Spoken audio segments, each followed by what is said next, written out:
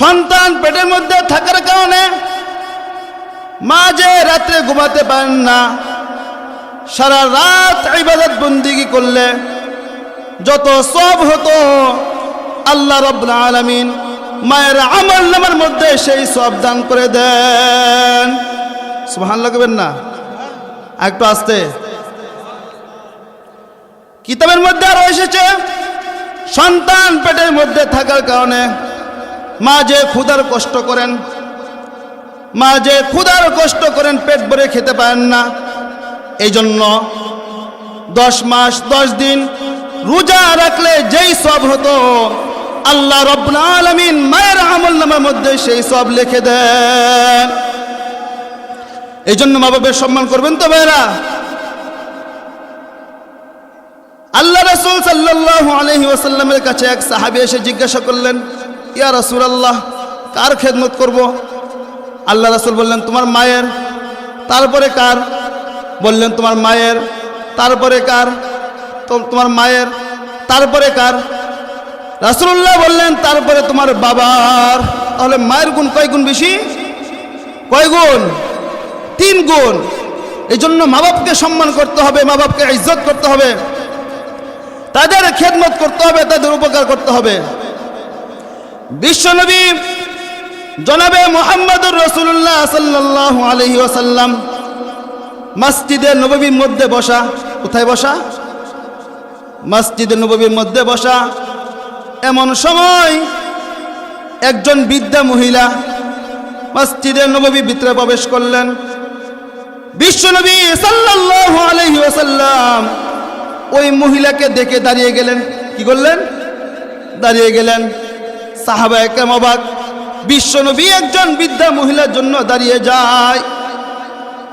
ওই বৃদ্ধা মহিলা যখন আরেকটু কাছে আসলেন, বিশ্বনবী জনাবে মুহাম্মদুর রাসূলুল্লাহ সাল্লাল্লাহু আলাইহি ওয়াসাল্লাম নিজের গায়ের চাদর মোবারক বৃদ্ধা মহিলার জন্য বিছিয়ে দিলেন। সাহাবায়ে কেরাম অবাক হয়ে গেলেন। একজন বৃদ্ধা মহিলার জন্য বিশ্বনবী দাঁড়ায়, আবার নিজের গায়ের চাদরখানা বিছিয়ে দেয়।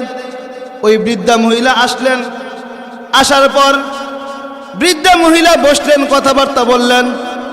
কথাবার্তা বলার পর যখন বৃদ্ধা মহিলা চলে যাবেন, এমন সময় ইয়া রাসূলুল্লাহ, বিশ্বনবী আবার দাঁড়িয়ে গেলেন।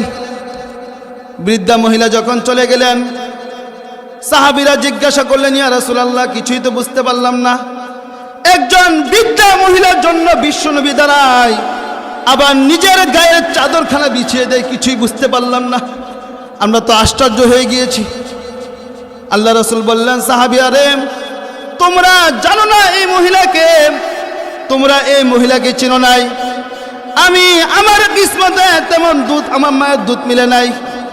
আমার কিসমতে আমার মায়ের দুধ আমার তেমন মিলে নাই। আমার মায়ের দুধ আমার তেমন জুটে নাই। কিন্তু আমি যার দুধ খেয়ে বড় হয়েছি, যার কুলে বসে বড় হয়েছি, ইনি হলেন আমার সেই দুধ মা হযরত হালিমাতুস সাদিয়া রাদিয়াল্লাহু। কাইফা তাকফুরুনা বিল্লাহি ওয়া কুনতুম আমওয়াতান ফাআহইয়াকুম সুম্মা ইউমীতুকুম সুম্মা ইউহয়ীকুম সুম্মা ইলাইহি তুরজাউন। হে মানুষ, তোমরা কিভাবে কুফরি করো, কিভাবে অস্বীকার করো, আল্লাহর সাথে নাফরমানি করো। যে আল্লাহ তোমাদেরকে সৃষ্টি করেছেন, তোমরা ছিলে মৃত। যে আল্লাহ তোমাদেরকে জিন্দা করেছেন, আবার সেই আল্লাহ তোমাদেরকে মৃত্যু দান করবেন। আবার সেই আল্লাহর কাছে তোমাদেরকে ফিরে যেতে হবে। হে মানুষ, তোমরা কিভাবে কুফরি করো, অস্বীকার করো। তাহলে বোঝা গেল মানুষ জন্মের পূর্বে সব ছিল মৃত। সব কি ছিল? মৃত। সব কি ছিল? মৃত।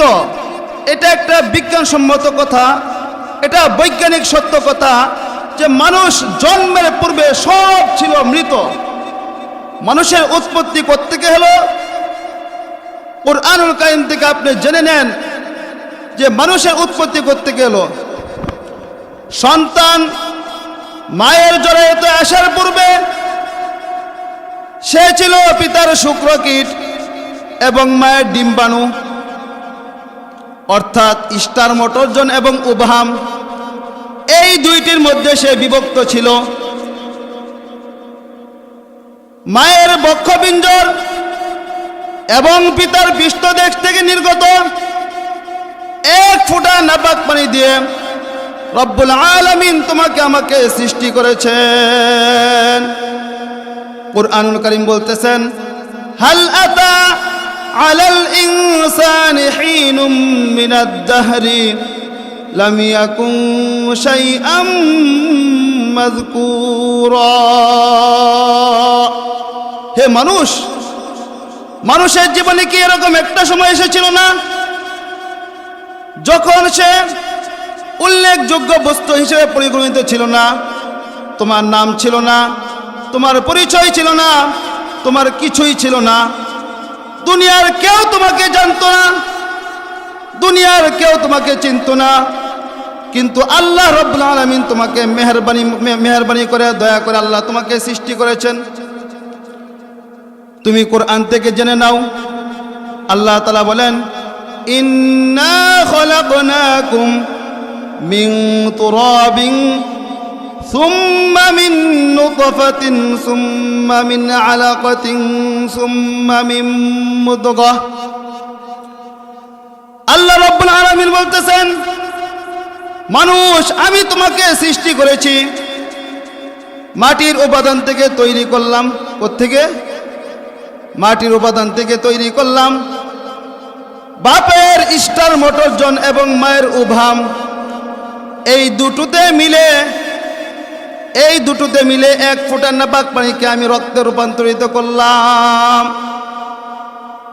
এবং সেই রক্তপিণ্ডকে আমি রব্বুল আলামিন গোশতে বানালাম। কুচি কুচি হাড় দিয়ে একটা বডি, একটা স্ট্রাকচার তৈরি করলাম। কি তৈরি করলাম? স্ট্রাকচার তৈরি করলাম। ফাকাসাউনাল ইযামা লাহমা, গোশত দিয়ে, রগ দিয়ে, চামড়া দিয়ে, সুন্দর করে ছাউনি দিয়ে আমি রব্বুল আলামিন মায়ের পেটের ভিতরে তোমাকে সৃষ্টি করেছি। ফি করারিম মাকিন, একটা সুরক্ষিত জায়গায়। কোথায়? একটা সুরক্ষিত জায়গায়, যেখানে পৃথিবীর কোনো জার প্রবেশ করতে পারে না, যেখানে পৃথিবীর কোনো রোগ প্রবেশ করতে পারে না, কোনো ঠান্ডা, কোনো কাশি কিছুই প্রবেশ করতে পারে না, কোনো জ্বর, কোনো মাথা ব্যথা, কোনো পা ব্যথা, কোনো ঠ্যাং ব্যথা, কোনো কিছুই প্রবেশ করতে পারে না। এমন একটা ইন্টেনসিভ কেয়ার, এমন একটা ইউনিটি ভিতরে রব্বুল আলামিন আমাকে আপনাকে সৃষ্টি করেছেন, ঠিক কিনা? এরপরে আল্লাহ তাআলা বলতেছেন, এরপরে মানুষ তোমরা কিভাবে কুফরি করো, নাফরমানি করো, স্বীকার করো। একটা ঘটনা শোনাই। আল্লাহ রাব্বুল আলামিন হযরত আজরাইলকে জিজ্ঞাসা করলেন। কাকে? আজরাইল আলাইহিস সালাতু ওয়াস সালামকে জিজ্ঞাসা করলেন, আজরাইল জীবনে কখনো মনের ভিতরে কষ্ট পেয়েছিলে কিনা? কাকে জিজ্ঞাসা করলেন? বলেন কে? আজরাইলকে কে জিজ্ঞাসা করলেন? আল্লাহ। আল্লাহ আজরাইলকে জিজ্ঞাসা করলেন, জীবনে কখনো মনের ভিতরে কষ্ট পেয়েছিলে কিনা?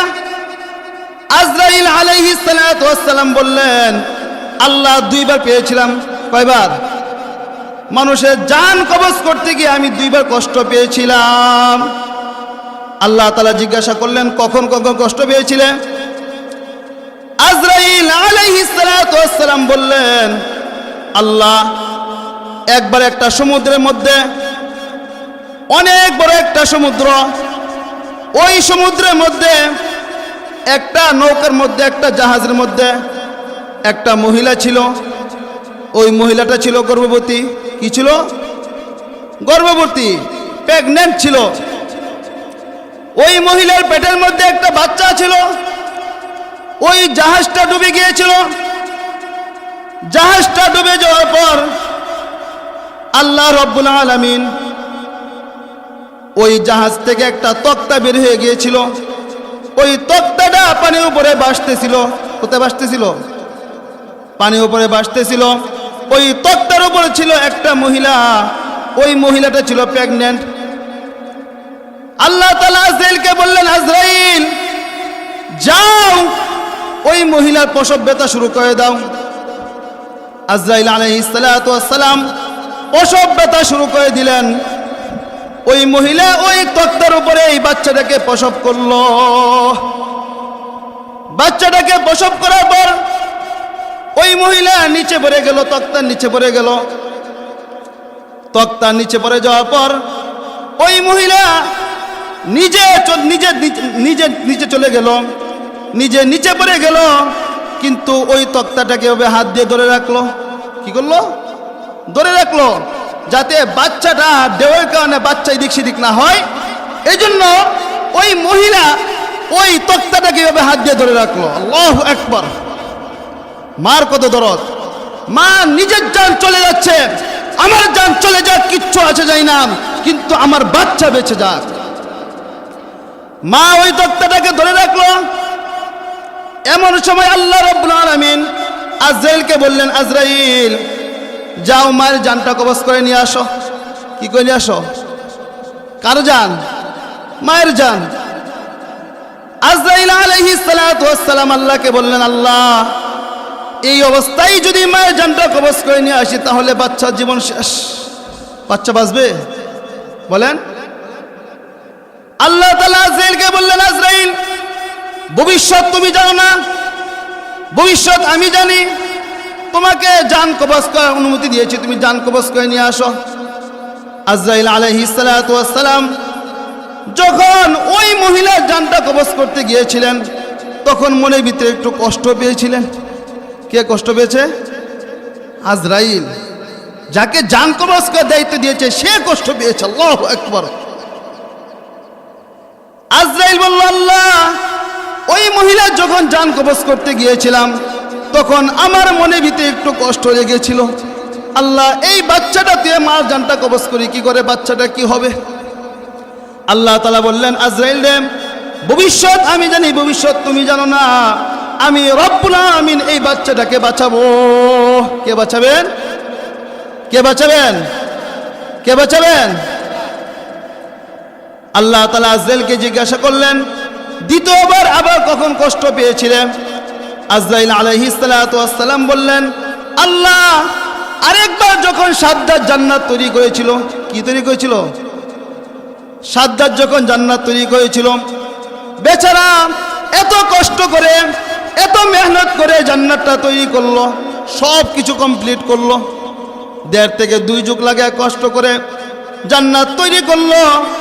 জান্নাত তৈরি করার পর যখন জান্নাতটা উদ্বোধন করবে, জান্নাতের মধ্যে প্রবেশ করবে, এত কষ্ট করে জান্নাতটা তৈরি করছে, একটু দেখবে না? দেখার জন্য সাদ্দাত যখন উদ্বোধন করবে, যখন তার শরীর থেকে একটা পা নিচে রাখলো। কয়টা পা? একটা পা নিচে রাখলো। আল্লাহ রাব্বুল আলামিন আজরাইলকে বললেন, আজরাইল যাও আরেকটা পা নিচে রাখার আগে তার জানটাকে কবজ করে নিয়ে আসো। আজরাইল আলাইহিস সালাতু ওয়াস সালাম বললেন, আল্লাহ এই সাদ্দাতের জান কবজ করতে গিয়ে আমার মনে কষ্ট পেয়েছিলাম, মনের মধ্যে একটু কষ্ট লেগেছিল।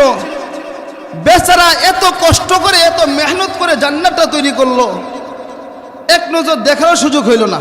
সুযোগ হয়েছে? সুযোগ হয়েছে? আল্লাহ তাআলা বললেন, আজরাইল রে তুই তো ভবিষ্যৎ জানিস না, তাহলে আমি তোকে ভবিষ্যৎ বলি। ভবিষ্যৎটা হলো, ওই যে সমুদ্রের মাঝখানে আমি একটা ছেলে একটা মেয়ে একটা মহিলা জান কবজ করেছিল না? ওই মহিলা একটা বাচ্চাকে ধরে রেখেছিল। আমি তোকে বলে দিচ্ছি ওই বাচ্চাটাই হলো এই সাদ্দাত। কে? ওই বাচ্চাটাই কি? সাদ্দাত। আল্লাহ তাআলা বলতে যাচ্ছেন, আজরাইল এই বাচ্চাটাকে আমি এত কষ্ট করে আমি বাঘের দুধ পান করে তাকে বড় করেছিলাম, বাঘের দুধ পান করে আমি তাকে বড় করেছি। আজকে সে আমার নাফরমান হয়ে গিয়েছে, আমার বেঈমান হয়ে গিয়েছে, আমাকে অস্বীকার করেছে। এজন্য আল্লাহ তাআলা বলেন কাইফা তাকফুরুনা বিল্লাহি ওয়া কুনতুম আমওয়াতান ফাআহইয়াকুম সুম্মা ইউমীতুকুম সুম্মা ইউহয়ীকুম সুম্মা ইলাইহি তুরজাউন। হে মানুষ, তোমরা কিভাবে কুফরি করো, কিভাবে অস্বীকার করো, কিভাবে আল্লাহর সাথে নাফরমানি করো? যে আল্লাহ তোমাকে সৃষ্টি করেছে, তুমি ছিলে মৃত, যে আল্লাহ তোমাকে জিন্দা করেছে, আবার সেই আল্লাহ তোমাকে মৃত্যু দান করবেন, আবার সেই আল্লাহর কাছে তোমাকে ফিরে যেতে হবে, তারপরেও তোমরা কিভাবে কুফরি করো, স্বীকার করো? ভাইয়ের আমার, এজন্য বলতে চাই, আল্লাহ তাআলা যেই মায়ের পেটের মাধ্যমে আমাদেরকে দুনিয়ার মধ্যে এনেছেন, তাদের অস্বীকার করবেন, তাদের কুফরি করবেন? এই জন্য আল্লাহ তাআলা বলতে চাচ্ছেন মা বাবার সাথে কিরকম ব্যবহার করবে। আল্লাহ তাআলা কুরআনে বলেন ওয়াসাইনাল ইনসানা বিওয়ালিদাইহি ইহসানা। আমি পৃথিবীর সমস্ত মানব মণ্ডলীকে আদেশ করেছি মা বাপকে সম্মান করো, তাদেরকে শ্রদ্ধা করো, তাদেরকে উপকার করো। কেননা মা তোমাকে অত্যন্ত কষ্ট করে গর্ভধারণ করেছে। কে করেছে? মা তোমাকে অত্যন্ত কষ্ট করে ডেলিভারি করেছে। গভীর রাত্রে পৃথিবীর সমস্ত মানুষ যখন ঘুমিয়ে পড়ে, গর্ভবতী মা ঘুমাতে পারেন না, সন্তান পেটের মধ্যে লাথি মেরেছে। কি মেরেছে? সন্তান পেটের মধ্যে লাথি মেরেছে, সন্তান পেটের মধ্যে গুঁতা মেরেছে, হাত দিয়ে ঘুষি মেরেছে। মায়ের ব্যথা শুরু হয়ে গিয়েছে। প্রচন্ড রাত, প্রচন্ড শীতের রাত, গায়ের থেকে লেফটা ফেলে দিয়ে মা আস্তে করে একবার দাঁড়ায়, আরেকবার বসে, আরেকবার দেয়ালের সাথে হেলান দিয়ে দাঁড়ায়। এভাবে কষ্ট করে মা রাতটা কাটিয়ে দেয়। আবার সারাদিন সংসারের জন্য কাজকর্ম করে, রান্না বান্না করে সবাইকে খাওয়ায়। অবশেষে মা যখন খেতে গিয়েছেন, এমন সময় সন্তান পেটের মধ্যে লাথি মেরেছে। পেটের ক্ষুধা নিয়ে, খাবারের ক্ষুধা নিয়ে মা যখন খেতে বসেছেন, এমন সময় সন্তান পেটের মধ্যে লাথি মেরেছে। কি মেরেছে? সন্তান পেটের মধ্যে গুঁতো মেরেছে, সন্তান পেটের মধ্যে ঘুষি মেরেছে। মা খেতে পারলেন না, ব্যথা শুরু হয়ে গিয়েছে। মা খাবারের থালাটা ফেলে দিয়ে আস্তে করে মা একবার দাঁড়ায়, আরেকবার বসে, আরেকবার মা চোখের পানি ফেলে দেয়। এভাবে একদিন দুই দিন নয়, লাগাতার 10 মাস পর্যন্ত একটা জীবিত মানুষ আরেকটা জীবিত মানুষকে পেটের মধ্যে নিয়ে নড়াচড়া করে ঘোরাফেরা করে।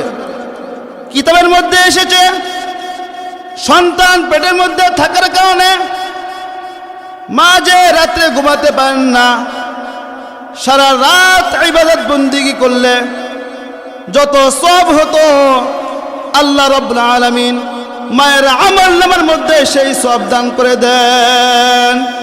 সুবহানাল্লাহ কইবেন না? একটু আস্তে।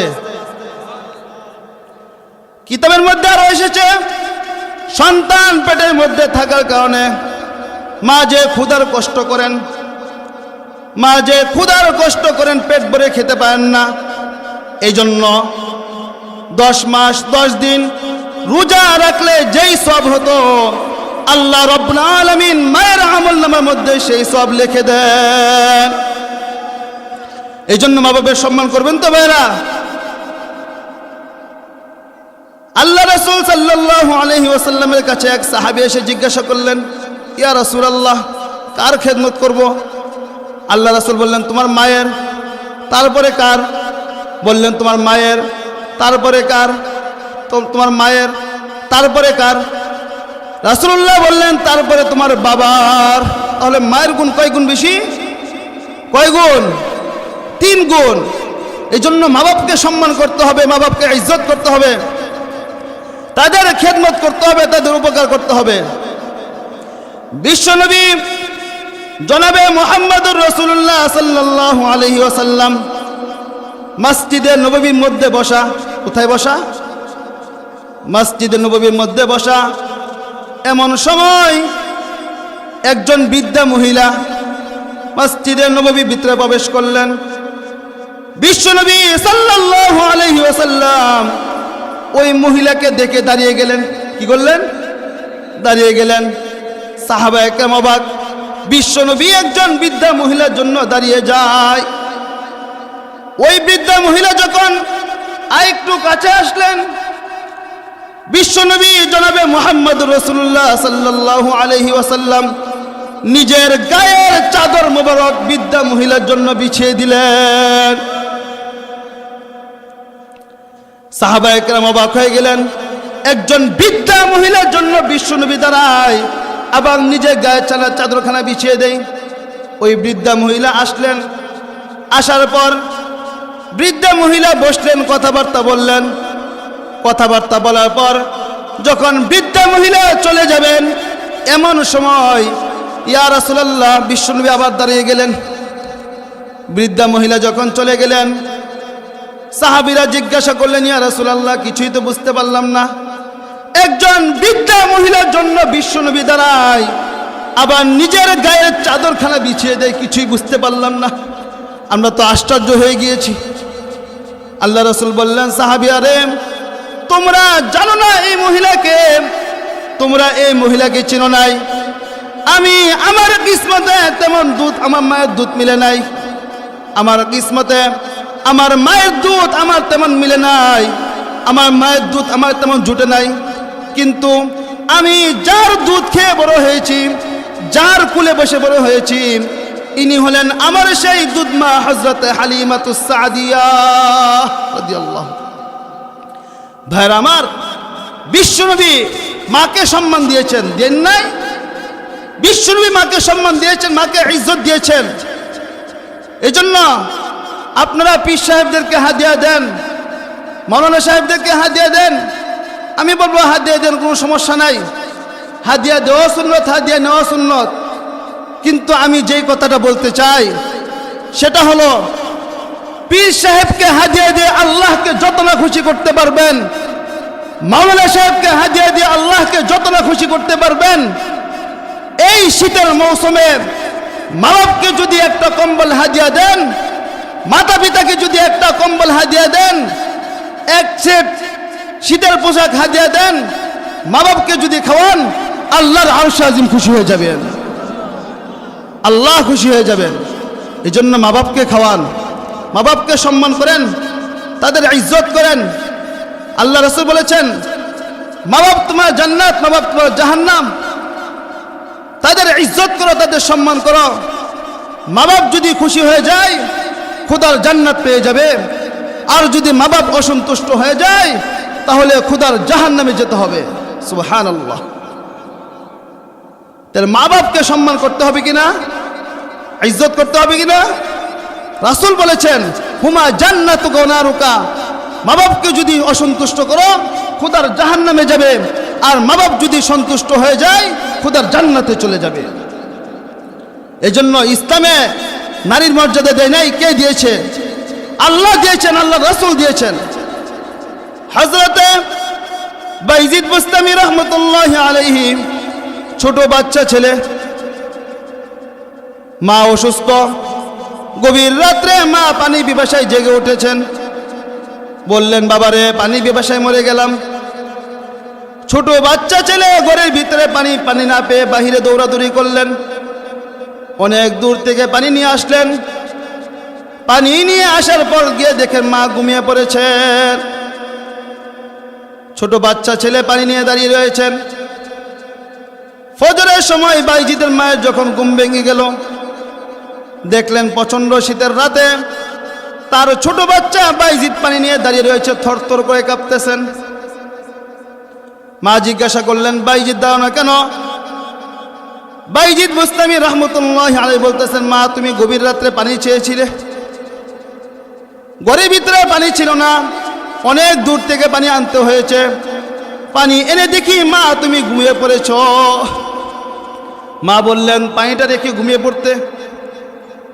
ছোট বাচ্চা ছেলে বলতেছে, মা ঘুমাই নাই, যদি ঘুমিয়ে পড়ি মা তুমি যদি আবার পানি পিপাসায় জেগে ওঠো, তখন যদি তুমি যদি পানি চাও, আমি যদি সময় মতো না দিতে পারি মা তোমার কষ্ট হবে। এজন্য মা সারা রাত তোমার পানি নিয়ে তোমার পায়ের কাছে দাঁড়িয়ে রয়েছি, কখন তুমি পানি চাও। মা বাইজিদের হাত থেকে পানিটা নিয়ে পান করলেন। পান করার পর আরাম বিছানার মধ্যে, সুন্দর বিছানার মধ্যে বাইজিদকে ঘুম পাড়িয়ে দিলেন। ঘুম পাড়িয়ে দিয়ে মা উঠে 2 রাকাত নামাজ পড়লেন। 2 রাকাত নামাজ পড়ে সেজদায় চলে গেলেন। সেজদায় চলে গিয়ে মা সেজদায় চলে গিয়ে বলতেছেন, আমার রব, আমার আল্লাহ, আয় আল্লাহ, আমার বাইজিদ আমার জন্য আজকে যা যা করেছে, আমি আমার মার কলিজা ঠান্ডা হয়ে গেছে, আল্লাহ তুমি তাকে সুলতানুল আরিফিন বানিয়ে দাও।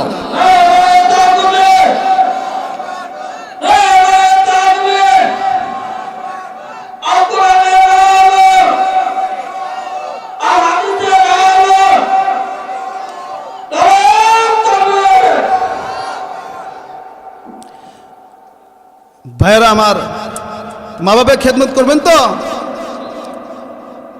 হযরতে আবু হুরায়রা রাদিয়াল্লাহু তাআলা আনহু,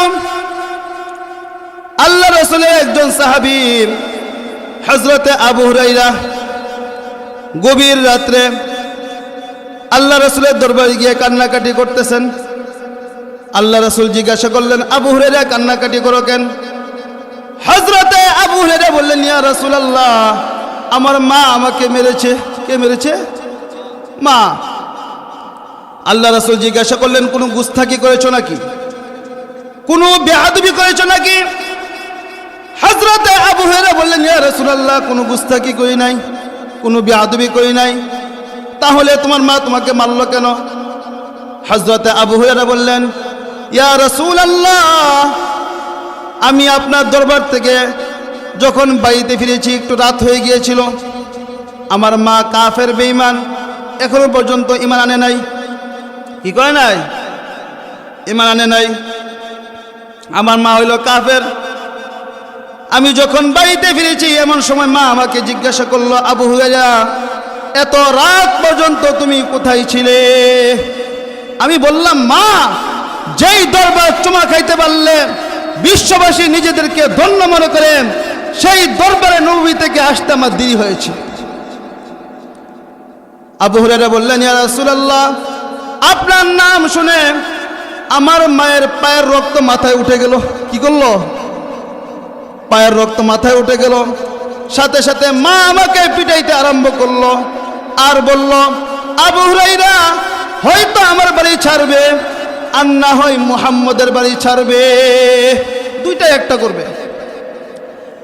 হযরতে আবু হুরায়রা বললেন, মা, তুমি বুড়ি মানুষ, তোমার গায়ে যত শক্তি রয়েছে সমস্ত শক্তি দিয়ে তুমি আমাকে পিটাও। তুমি আমাকে পিটাইতে পিটাইতে তোমার বাড়ি থেকে বের করে দাও। তোমার বাড়ি সহ तमाम দুনিয়া ছাড়তে রাজি রয়েছি, কিন্তু মুহাম্মদের দরবার ছাড়া সম্ভব না।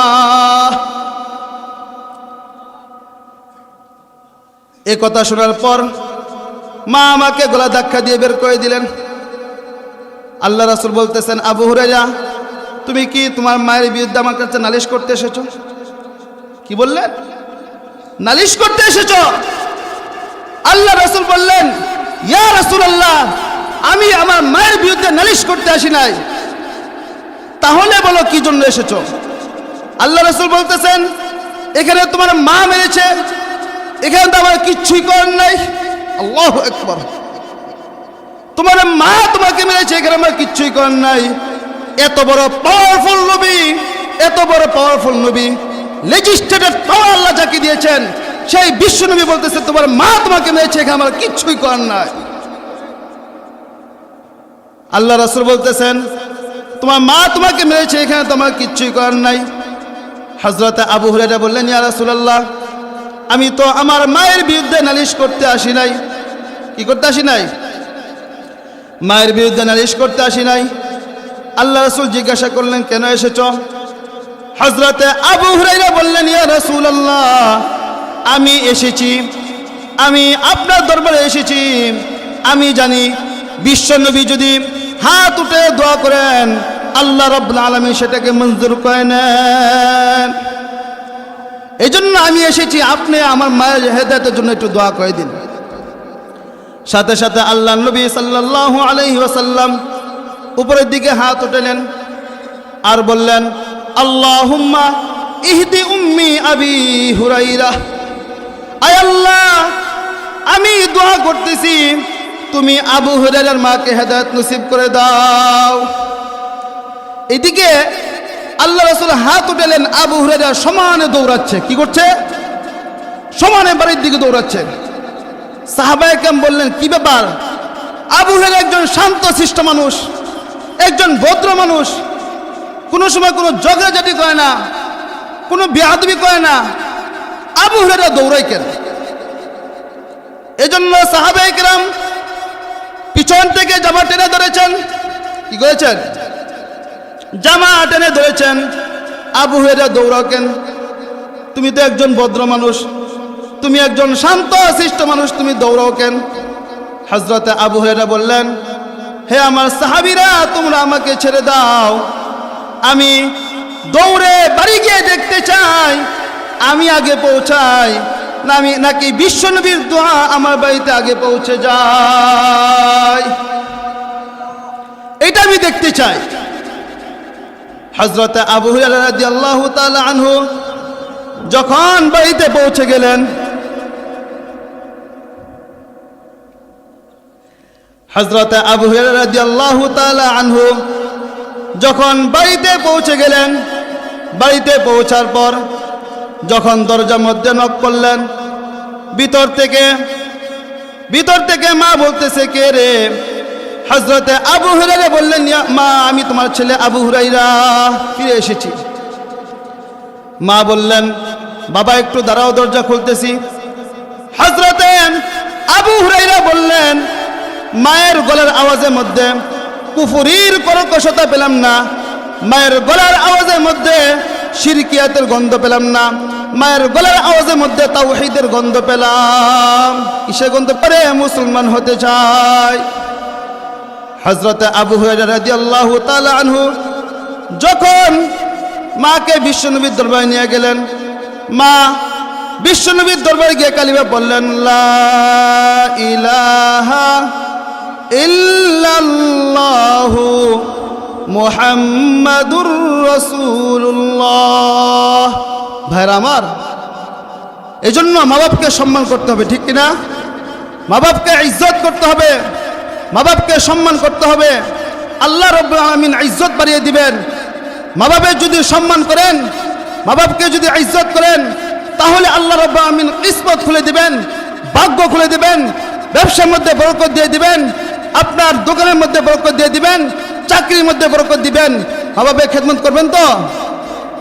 আমাদের পীর সাহেব চলে এসেছেন, তারপরে আমি 2-4 মিনিট আমি আলোচনা শেষ করে ফেলবো ইনশাআল্লাহ। সর্বশেষ বলতে চাই, ভাইরা আমার, আমরা আমাদের জীবনটাও গুছাইতে হবে। কি করতে হবে? জীবনটা কি করতে হবে? গুছাইতে হবে। ছোট্ট এই জীবনটা আল্লাহ আমাদেরকে দিয়েছেন, এই জীবনটাকে আমাদেরকে গুছাইতে হবে। এই জন্যই সর্বশেষ শুধুমাত্র একটা কথা মনে পড়লো, এই কথাটা বলে শেষ করে দিব। যেহেতু পীর সাহেব বসে গিয়েছেন, সেই কথাটা কি? ভাই, আমরা যদি নিজের জীবনকে গুছাইতে পারি, আল্লাহ তাআলা, আজকে আমরা মনে করি সম্পদের মালিক হলেই মনে হয় কিছু হয়ে যায়, আধিপত্য আসলেই মনে হয় কিছু হয়ে যায়, সম্পদের মালিক হলেই মনে হয় কিছু হয়ে যায়। না না না না, যালিকা মাতাউল হায়াতিদ দুনিয়া, এটা তো হলো দুনিয়ার খেল, এটা তো হলো দুনিয়ার রং তামাশা। আল্লাহ দুনিয়ার কোনো জিনিস দেখেন না, আল্লাহ দুনিয়ার কোনো জিনিস দেখবেন না। আল্লাহ দেখবেন ছোট্ট এই জীবনটাকে গড়েছে কে? কি দেখবেন? ছোট্ট এই জীবনটাকে গড়েছে কে? মনে পড়ে যায় ফেরাউনের বাড়ির কাজের বুয়া, কাজের মহিলার কথা। নাম ছিল তার মাস্তা। নাম কি ছিল? মাস্তা। 2500 বছর পরেও তার কবর থেকে সুঘ্রাণ আসতেছে। কত বছর পর? 2500 বছর পর। বিশ্বনবী আল্লাহ রাসূল সাল্লাল্লাহু আলাইহি ওয়াসাল্লাম যখন মেরাজের রাত্রে যখন মেরাজে যাচ্ছিলেন, কোথায় যাচ্ছিলেন? মেরাজে যাচ্ছিলেন। এমন সময় আল্লাহ রাসূল সাল্লাল্লাহু আলাইহি ওয়াসাল্লাম যখন ওই কবরের কাছে পৌঁছলেন, ওই কবরের কাছে পৌঁছার পর আল্লাহ রাসূল চিৎকার দিয়ে উঠলেন, বললেন, জিবরিল ইন্নী লাআজিদু রিহা জান্নাহ, আমি তো জান্নাতের সুগন্ধ অনুভব করতেছি। জিবরিল আলাইহিস সালাতু ওয়াস সালাম মুস্কি হাসি দিয়ে বললেন, ইয়া রাসূলুল্লাহ, এটা জান্নাতের সুগন্ধ না। কিসের সুগন্ধ না?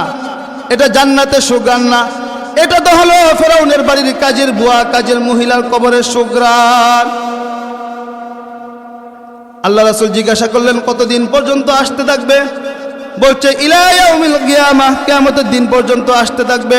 কুল্লু মাইয়ামুর, যেই এই কবরের পাশ দিয়ে অতিক্রম করতে যাবে, যেই এই কবরের পাশ দিয়ে অতিক্রম করবে, সেই এই কবরের কাছে দাঁড়াতে বাধ্য হবে। আল্লাহ রাসূল সাল্লাল্লাহু আলাইহি ওয়াসাল্লাম জিবরিলকে বললেন, জিবরিল পুরা কাহিনীটা বললে তো আমার উম্মতকে বলতে সহজ হইতো। সহজ হইতো না? সহজ হইতো না? জিবরিল আলাইহিস সালাতু ওয়াস সালাম বললেন, ইয়া রাসূলুল্লাহ, সফর অনেক লম্বা, এক রাত্রে পরিসমাপ্তি ঘটাইতে হবে। কি করতে হবে? এক রাত্রে পরিসমাপ্তি ঘটাইতে হবে। প্রত্যেক জায়গায় সময় ব্যয় করা চলবে না। আল্লাহ রাসূল সাল্লাল্লাহু আলাইহি ওয়াসাল্লাম যখন এই কথা জিবরিল বললেন, আল্লাহ তাআলা সাথে সাথে উপর থেকে ওহী নাযিল করে বললেন, জিবরিল আজকে তো মেহমান দেখা হবে। মেহমান কি দেখা হবে? মেহমান। বন্ধু আমার মেহমান, মেহমান হিসেবে আসতেছে বন্ধু।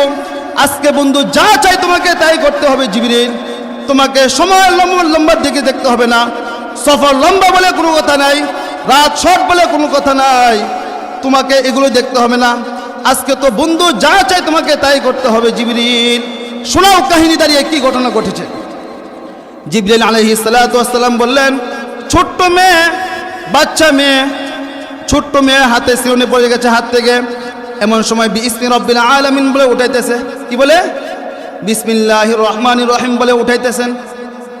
বাচ্চা মেয়ে যখন বিসমিল্লাহির রহমানির রহিম বলে উঠাইতেছেন, এমন সময় পিছন থেকে ফেরাউনের পালক মেয়ে দৌড়ে এসে তার হাত ধরে বলল, মাস্তা আইয়ু রব্বিন সাম্মাইতি, মাস্তা তুই কোন রবের নাম নিলে?